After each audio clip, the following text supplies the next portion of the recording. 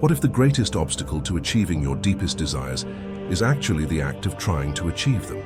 We have been conditioned to believe that life is a fortress to be stormed, that our dreams are prizes to be hunted, and that the intensity of our wanting is the fuel of our success.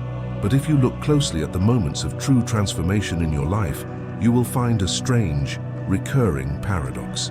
The harder you grasped, the more the object of your desire seemed to slip through your fingers, yet the moment you truly let go, the world rushed in to fill the void. This is what the ancient masters called the backwards law. In the silence of the eastern mountains and the Stoic halls of Rome, a forgotten truth was whispered, that energy, like water, cannot be forced into a shape. It can only flow into the vessels we prepare through our state of being. The Taoist sages spoke of a hidden rhythm to reality, a way of moving that accomplishes everything by doing nothing. In modern physics, we might call this the path of least resistance, but to the mystic, it is something far more profound. It is the realization that the universe is not something you are fighting against, but something you are fundamentally a part of. Our journey today is a descent into this mystery. We will begin by decoding the mechanics of the backwards law and why the very vibration of wanting acts as a wall between you and your future. Then, we will explore the three ancient gates of alignment, the subtle shifts in perception that turn a frantic chaser into a magnetic center of gravity. We will look at the wisdom of the Stoics and the Zen masters to understand how to sit in the sacred silence of the lag without breaking the spell of creation. And by the end, we will face a question that rewrites everything you think you know about who you are and what you are actually doing here. If the universe is a vast, intelligent river, why have we been taught that the only way to reach the destination is to swim desperately against the current? What happens to a human life when it finally stops trying to make things happen and instead allows them to unfold? Imagine standing before a mirror. You look at your reflection and you desperately want the person in the mirror to offer you a gift. You reach out, you demand, you beg, and you strain your muscles trying to pull that gift out of the silvered glass. But the mirror is a perfect, indifferent witness. It only repeats your reaching, your demanding, and your frantic straining. The reflection cannot give you what you are not already holding in your hands. This is the fundamental error of the modern seeker. We have been taught to treat the universe as a vending machine where the currency is effort, but reality is actually a hall of mirrors, where the only valid currency is resonance. Why do we chase? We chase because we feel a void. We chase because we have been sold the illusion that completion lies in the next achievement, the next relationship, or the next decimal point in our bank accounts. But in the silent language of the soul, the act of wanting is a confession of not having. When you chase a dream with a restless, frantic energy, you are broadcasting a powerful frequency of absence into the field of existence. You are telling the intelligent fabric of reality, this thing is not here, and I am not whole without it. And because the universe is a perfect mirror, it simply obliges your statement. It rearranges itself to ensure that the thing remains not here, keeping you in a perpetual state of pursuit. This is the great deconstruction we must face. Modern society praises the grind. We are told that the more we sweat and the more we struggle, the more we deserve the prize. While this may apply to the mechanical labor of moving stones from one place to another, it is a catastrophic failure in the realm of consciousness. The Stoic philosophers understood this deeply through the lens of what they called the internal disposition. Marcus Aurelius did not govern the Roman Empire by chasing power. He governed his internal world with such stillness that the external world had no choice but to align with the order he established within. He knew that the moment you place your happiness in an outcome you cannot control, you become a slave to the very thing you desire. Think of your consciousness not as a generator of reality, but as a radio receiver. The music, the opportunities, the connections, the abundance you seek is already playing in the invisible field of the now. It is not traveling toward you from a distant future. It is already present, permeating the very room you are sitting in. You don't make the music happen. You simply tune your receiver to the frequency where the music is already playing. If your dial is set to the frequency of needing, you will only ever hear the static of your own desire. What if every ancient tradition that spoke of awakening was not talking about gaining a new power, but about remembering a fundamental truth we have temporarily forgotten? What if the secret to having it all is the realization that, on a level beyond the ego, you already are it? This shift from becoming to being is the bridge between the chaser and the attractor. But how do we know if we are actually crossing that bridge? There are specific observable markers, what the Taoists called the signs of the way, that appear when a human being finally stops pushing and begins to allow. These are not coincidences. They are the mechanical proofs that you have moved from resistance into alignment. Let's decode these markers and understand how they function as the hidden language of a responsive universe. To understand how to align rather than chase, we must first examine the architecture of the soul's movement. In the ancient world, wisdom was not about accumulating information, but about refining one's relationship with the invisible forces of life. This section serves as a catalogue of those forces, the 5 pillars of non-resistance that transform a human being from a frantic seeker into a master of resonance. The first pillar is the dissolution of the future self-trap, a phenomenon we might call the mirage of tomorrow. We live in a culture that is chronologically obsessed, perpetually projecting our happiness into a hypothetical moment that has not yet arrived. You tell yourself that when the money comes, when the partner appears, or when the health returns, you will finally inhabit the state of peace. But the mechanics of the universe do not recognize the future. The field of consciousness only exists in a state of now. When you place your manifestation in the future, you are essentially telling the universe that it is a future event, which means it will always remain exactly one day away from your grasp. Think of this like an archer. If the archer is too focused on the prize, his vision becomes clouded, his breath becomes shallow, and his aim wavers. The prize becomes an obstacle to the shot. The ancient Zen masters taught that to hit the target, you must forget the target and become one with the process of drawing the bow. When you are fully present in the act, the target is hit as a natural consequence of your state of being. The practice here is simple but radical. You must abandon the concept of attaining and step into the state of having. This doesn't mean you lie to yourself about your bank balance. It means you cultivate the emotional frequency that the bank balance would provide. The safety, the freedom, the expansiveness, before the numbers change. You are not waiting for reality to give you a reason to feel successful. You are providing the success as a vibrational foundation upon which reality can build. Have you noticed how the best things in your life often arrived when you were already feeling good, whereas nothing seemed to go right when you were desperate? This is the first law of the Tao. The universe only adds to what is already perceived as full. The second pillar is the art of reversed effort, or what the philosopher Alan Watts called the backwards law. Imagine you are drowning in a lake. The natural, panicked instinct of the ego is to splash, to kick and to fight the water with every ounce of strength. But this frantic effort is exactly what causes you to sink. To survive, you must do the counterintuitive. You must relax, fill your lungs with air, and trust the buoyancy of the water to hold you up. This is the ultimate metaphor for our desires. The harder we try to manifest through force of will, the more we create a psychic friction that pushes the outcome away. The Taoist sages called this Wu Wei, or non-forcing action. Wu Wei is often mistranslated as doing nothing, but it actually means doing nothing that is out of harmony with the Tao.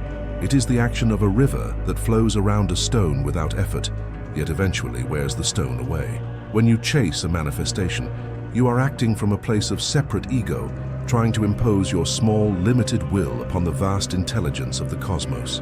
But when you align, you are acting as the river itself. You move with the current of synchronicity. You recognize that the universe is already moving toward your highest good, and your only job is to stop throwing stones into the water that disrupt the reflection. This requires a profound shift in perception. You must move from being the doer to being the witness. You perform the necessary actions in the world. You send the emails, you make the calls, you do the work, but you do them without the frantic need for a specific result. You work with the grace of a dancer who is focused on the movement, not the applause. The third pillar is the wisdom of the empty vessel. In our modern world, we are obsessed with filling our schedules, filling our minds with content, and filling our lives with possessions. But the Tao Te Ching reminds us that it is the emptiness in the center of the cup that makes it useful. It is the emptiness in the middle of a room that makes it livable. To manifest something new, you must first create the space for it to exist. This space is not just physical, it is energetic and psychological. Most seekers are so cluttered with the how and the when of their manifestations that there is no room for the universe to breathe. They are micromanaging the cosmos, trying to figure out every step of the journey before they have even left the harbor. This mental clutter creates a state of high-resistance noise. To align is to cultivate a sacred emptiness.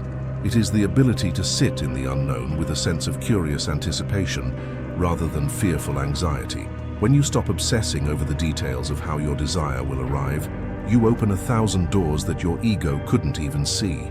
You become an open vessel, and a vessel that is empty and still is a vessel that the universe is compelled to fill by the very laws of energetic pressure. This is why the most profound breakthroughs often happen during a vacation, a walk in nature, or a moment of genuine laughter. Times when you have temporarily emptied your mind of the problem and allowed the solution to rush in. The fourth pillar of this journey into non-resistance is the mastery of the internal compass, a concept that the Roman Stoics called the prohairesis, or the faculty of choice. To the Stoic, the world is divided into two distinct realms, the things that are up to us and the things that are not. Chasing is the result of a fundamental confusion between these two spheres. When you chase a result, you are attempting to exert your will over the external world, the opinions of others, the timing of the market, the unpredictable movements of fate. This is not only exhausting, it is a form of spiritual insanity. It is like trying to reach into a movie screen to change the plot of the film. The master of alignment, however, realizes that the only thing truly within their control is the quality of their own consciousness. If you focus entirely on the internal state, your thoughts, your perceptions, and your emotional resonance, the external world begins to rearrange itself as a secondary effect. Epictetus taught that if you align your desires with the natural order of the universe, you will never be thwarted. This is the secret to what we call luck. We look at someone who seems to have everything flow to them effortlessly, and we call them lucky.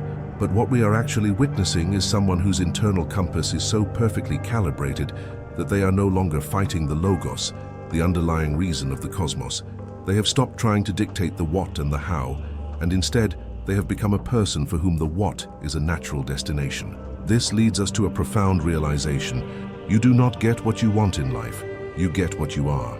If you are a person who is perpetually seeking, you will perpetually find yourself in situations that require more seeking. If you are a person who is fulfilled, you will find that life continuously provides you with the substance of that fulfillment. This brings us to the fifth pillar, perhaps the most difficult for the modern mind to grasp, the sanctity of the lag, or what we might call the sacred silence. When you shift your internal state from chasing to aligning, there is almost always a period where nothing appears to be happening on the surface. This is the interval between the planting of the seed and the first sprout breaking the soil. In our high-speed, instant gratification culture, we have lost the ability to sit with the not yet. This silence is where most manifestations go to die, not because the universe failed, but because the seeker panicked. Think of the silence as the womb of creation. Just because you cannot see the child doesn't mean the process isn't unfolding with perfect biological precision. When you see no evidence of your manifestation, your ego will begin to whisper that you've been fooled, that the backwards law is a myth, and that you should return to the frantic safety of chasing. But here is the secret. The lag is actually a test of your alignment. If you start looking for proof, you are essentially admitting that you don't yet believe you have it. You are digging up the seed to see if it's growing, and in doing so, you kill the life within it. Alignment means staying in the frequency of possession, even when the physical world is still reflecting your old state of lack. This is what the mystics called walking by faith, not by sight. It is the understanding that time is merely a buffer that allows reality to catch up to the soul. If you can remain still and peaceful in that sacred silence, you are proving to the universe that your internal shift is real and not just a temporary trick of the mind. The sixth and final pillar of this transformation is the recognition of the shadow. In the philosophy of the Tao, everything contains its opposite.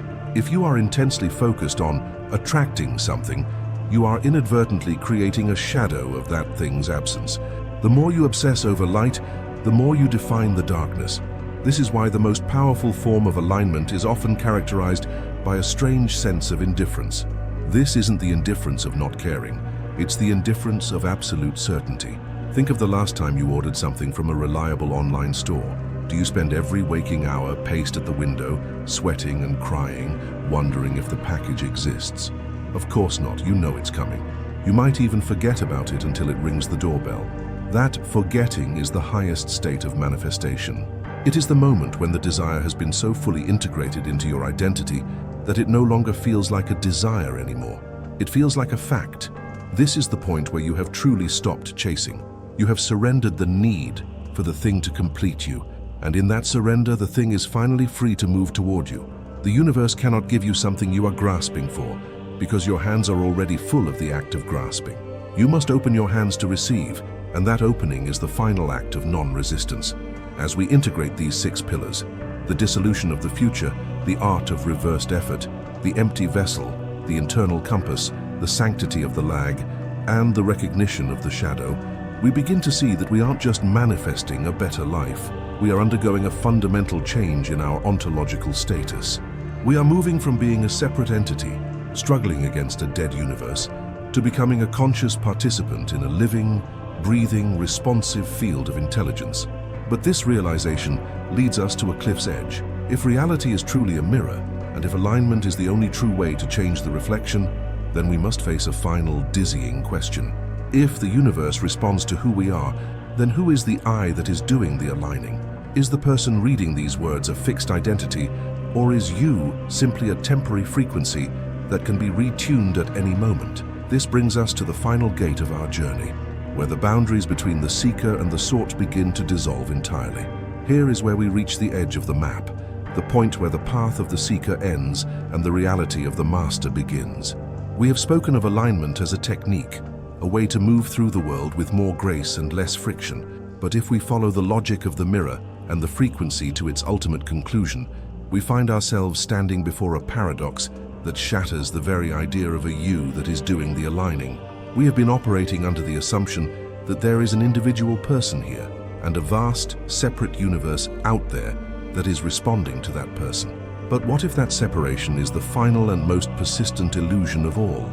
The great sages of the Advaita Vedanta and the masters of the Zen tradition reached a startling conclusion that modern quantum theorists are only now beginning to touch. They suggested that the observer and the observed are not two separate things meeting in the middle, but two aspects of a single, indivisible movement. Think back to our metaphor of the mirror. When you stand before it, there is the person, the glass, and the reflection. But in the ultimate reality of consciousness, there is only the seeing. There is no distance. There is no gap. If the universe is a mirror, it means that the out there is not a destination you are trying to reach, but a projection of the in here that you already are. This leads us to the most mind-blowing realization of the journey. You are not a drop in the ocean, trying to find your way to the shore. You are the entire ocean, momentarily experiencing itself through the localized perspective of a single drop. When you align with a desire, you aren't convincing a reluctant universe to give you something. You are actually removing the mental static that prevents you from realizing you already possess it in the field of pure potential. Here is the curious twist that recontextualizes everything we have discussed. What if the feeling of knowing that something is yours, that deep, quiet certainty we call the highest state of alignment, is actually a memory? What if your future self, the version of you that has already inhabited that success, already felt that love, and already walked that path, is reaching backward through the fabric of time? Perhaps your intuition, your synchronicities, and those sudden bursts of inspiration aren't just random neurological events. They could be echoes from a future that has already happened, guiding your present self toward the inevitable. In this view, you aren't creating a manifestation. You are remembering a destiny. You aren't chasing a goal. You are simply catching up to a version of yourself that is already waiting for you at the end of the hall. This creates a moment of mental vertigo. If the future is already written in the field of consciousness, then the act of chasing is not just exhausting. It is an act of defiance against your own inevitable greatness. You are struggling to become what you already are. Like a man frantically running through a train to reach a destination, the train is already carrying him toward. This realization brings us to the profound implications of how we live our daily lives. If this interface theory of reality is correct, if the world we see is just a simplified desktop of icons designed to help us navigate a much more complex, energetic truth, then our primary responsibility is no longer to do, but to perceive. The ethics of the soul in a responsive universe are based on the quality of our attention. Every moment you spend in a state of lack, every hour you spend in the frantic energy of the chase, you are essentially polluting your own mirror. You are choosing to see a world of scarcity, and therefore you are condemned to live in one. The Stoic concept of amor fati, the love of one's fate, takes on a radical new meaning here. It is no longer just a way to endure hardship, it becomes a technology of manifestation. When you love your life exactly as it is, without the desperate need for it to be different, you are projecting a frequency of absolute wholeness. And because the universe must mirror wholeness with more wholeness, your reality begins to overflow. The irony is supreme. The less you need the world to change, the more the world changes to suit your deepest, unspoken desires. This is the responsibility of the awakened consciousness. You realize that you are the architect of the reflection. You stop blaming the mirror for the image it shows you, and you start doing the internal work of refining the source. This changes the way you walk, the way you speak, and the way you breathe. You move through the world with the quiet confidence of a guest who knows the host has already provided everything. You become a co-creator, not by adding your effort to the universe, but by adding your consent to its natural, abundant flow. This brings us to our final contemplation, the silent center of the mystery hunter's journey. We have traveled from the frustration of the chase to the wisdom of the Tao, from the mechanics of the mirror to the paradox of the eternal now. We have seen that the sacred silence is not an empty void, but a fertile womb. We have understood that the lag is just the time it takes for the soul to recognize its own reflection. But as we stand at the end of this exploration, a deeper, more haunting question remains. If consciousness is the ground of all being, and if you are that consciousness experiencing itself through the temporary form of a human life, then who is truly the one reading these words or listening to this voice? Is it the you that has a name, a history, and a list of unfulfilled desires? Or is it something much older, much vaster, and much more silent? Perhaps the reason you feel so drawn to these mysteries is because on some level, you are not learning anything new. You are simply undergoing a process of unforgetting. You are the universe looking into its own eyes, trying to remember how the game of hide-and-seek began. The ancient Hermetic texts found in the Emerald Tablet tell us, as above, so below, as within, so without. This is not just a poetic phrase, it is the ultimate law of our existence. You are the center of a cosmic web, and every vibration of your being sends ripples to the furthest edges of creation. The hunt for truth is not a journey across the world, but a journey through the layers of your own resistance until you find the stillness that was always there. If these ideas resonate with the part of you that knows without knowing, consider joining us as a subscriber. This channel is not a destination for answers, but a vessel for deeper questions. We are all hunters in the landscape of the infinite, seeking the echoes of who we were before the world told us who we should be. There are no final conclusions here, only the next layer of the mystery, and perhaps that is the most beautiful manifestation of all, the realization that the journey itself is the prize we were chasing all along. The real question, the one that lingers in the silence after the screen goes dark, is this. If you stopped chasing right now, truly, deeply, and completely stopped, who would you be in the stillness that remains? And are you brave enough to meet that person? The hunt continues.